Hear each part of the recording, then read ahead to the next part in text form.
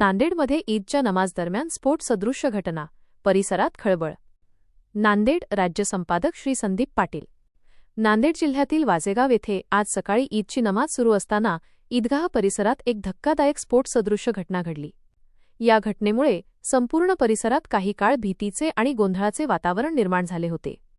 मिळालेल्या प्राथमिक माहितीनुसार एका मोटरसायकलवरून आलेल्या व्यक्तीने स्फोटक आणल्याचा संशय प्रत्यक्षदर्शींनी व्यक्त केला आहे.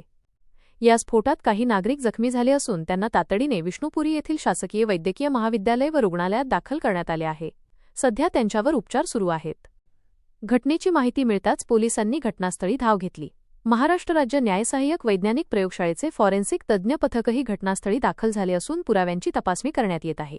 या स्फोटाचे नेमके स्वरूप आणि कारण काय होते याचा सखोल तपास पोलीस प्रशासनाकडून केला जात आहे. सध्या वाजेगाव आणि परिसरात मोठा पोलीस बंदोबस्त तैनात करण्यात आला असून परिस्थिती नियंत्रणात आहे.